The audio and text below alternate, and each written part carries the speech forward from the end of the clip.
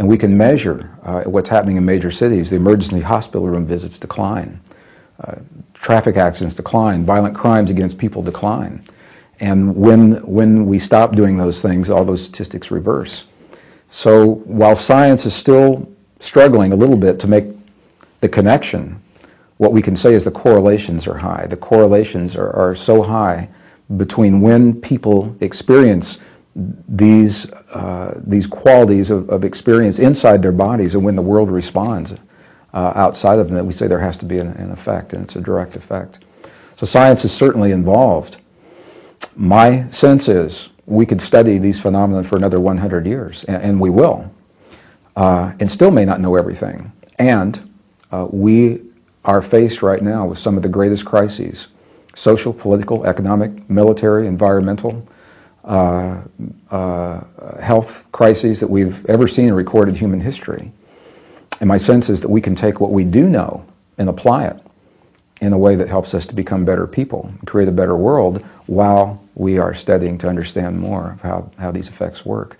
So that is the thrust of all of my work. This is the 20th year we've offered these programs and this work in one form or another. And I left the defense industry at the end of the Cold War specifically to develop this internal technology that empowers us to love and to care for one another, and to become a part of this world and feel that we are somehow participating in our ultimate destiny rather than passive observers allowing the world to happen around us and questioning the things that cause the suffering in the world. We tend to live our lives within the context of what we believe to be true. And in large part, those beliefs have either come, as we mentioned, from what current science says to us, or what ancient traditions have said, and we've relied upon the written records of our past to a large degree to validate who we are. A lot of people don't like to acknowledge that that's true in this technological world, and it is true. And what's so interesting about that is in our Western culture, there is a lineage of wisdom that links us with our past. And we know that that lineage, that chain of wisdom has been broken at least twice in recorded human history. The first time was with the burning of the Great Library in Alexandria, Egypt, when the Roman historians tell us over 532,000 documents were destroyed. Many of them were ancient in the 4th century BC. And the second time was with the editing of our biblical texts as we know them today. The very well-known Council of Nicaea in the 4th century, the year 325 AD. We know at least 25 books were completely removed, and another 20 were edited to become what we now know today as the Western Christian Bible. And as good as that document is, it's a good document. The best scholars, biblical scholars, will freely admit that it's incomplete. And the reason is because so much of this information was lost. And we know it's lost because we began recovering it with the Dead Sea Scrolls and with the Nag Hammadi Library in the 20th century, the Gnostic and the Coptic texts that were found in Egypt, in the Middle East. So when we reincorporate the wisdom that was edited for whatever reason in the 4th century, and there are a lot of speculation about why those edits occurred, but the bottom line is we lost the written keys that remind us of who we are in the universe and our relationship to this world that we live in. We've always held a sense within that there's more to us, that we are empowered in some way on the one hand, and on the other hand, we feel helpless and powerless to do anything about the suffering in our loved ones, and we see them ravaged by diseases that are too horrible to even think about, or we see the epidemics that are happening. Africa is a beautiful example, in the Sudan and Darfur. We feel powerless. We say it's too much, it's too big for us, because we have lost the information that tells us that we're a part of all of that. And now that we're reincorporating information, what we understand is that very few people can change, make a subtle shift in the way they believe. And a belief is defined as a thought, feeling, and an emotion.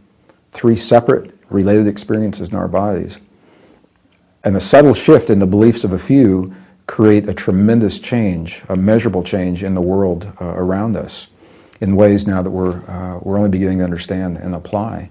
And in those understandings, we are empowered, not to control or manipulate. I'm going to be very clear about that. It's not about manipulating our world, it's about participating. The physicist John Wheeler, a colleague of Einstein's from Princeton University, is still with us today. And he has stated now a radical departure from traditional physics. Historically, we believe that we're relative latecomers in the universe that happened a long time ago, and that we have very little effect in our world. And John Wheeler is saying just the opposite. He's saying it is consciousness in the act of us participating, interacting, observing the world that actually creates the stuff the universe is made of. John Wheeler is essentially saying that the universe is made of our relationship and our interaction with the world around us, that consciousness creates, is what he's saying. A radical departure from the way we've been led to believe. We work in the past, and when we marry those kinds of understandings with the actual instructions that were left in our spiritual texts that say to us things like thought, feeling, and emotion, when these three become one, when you marry thought, feeling, and emotion into a single potent force, you'll say the mountain move, and the mountain will move. Whether that's the healing of a cancerous tumor or the peace between two nations on the brink of war, it's the same energy. And these understandings allow us to participate in all of those things in ways that are very empowering, and in that way allow us to become architects of our future and our destiny rather than simply wishing and watching and waiting to see what's going to happen. In 1986, I was an engineer working behind the scenes during the Cold War.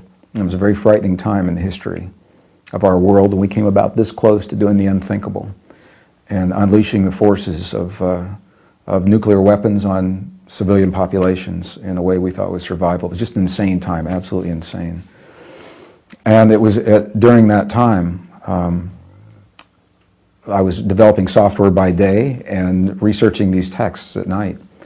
And it made tremendous sense to me if we were going to find, knowing that text had been edited and distorted, if we were going to find the truth of what was left to us by our ancestors, we'd have to go to places that had been least disturbed by Western civilization, and that meant some travel.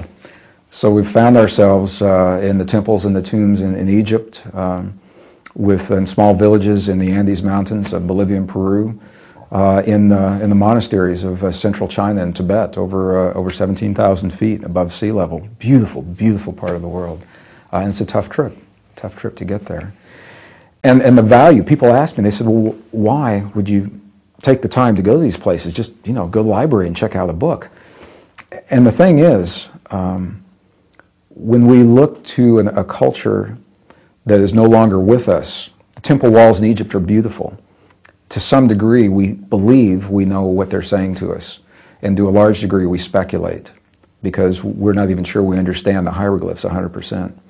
But when I can sit and look into the eyes of another living human who has preserved this wisdom, a Tibetan monk or a nun or an abbot, and either directly or through the translator, I can ask them the questions. I can say, when we see your prayers for 16 and 18 hours a day, and when we see you creating the miracles in your world, when we see you healing bodies in less than 3 minutes of people whose lives are going to end, when we see you doing those things on the outside, tell me what you're doing on the inside. What happened? What did you do to create that? And then I can ask them again and again until I understand very clearly what it is they're saying to me. And what they're saying is essentially what Western science has found. They're saying that what they call prayers are based in the power of human emotion, the very power that has been discouraged, especially in males in Western civilization, the very power that is contained in the texts that were edited from our Bible in the 4th century, the very texts that discourage us from experiencing that power of emotion. And what the ancients say, it's the most powerful force in the universe. That it's the feeling and the emotion in our bodies as physical beings that the angels in the heavens cannot experience, because they don't have bodies to experience them in. So however you want to look at it, whether it's from a scientific perspective, showing that the observer is changing the reality of the physical world, or from the spiritual perspective, saying that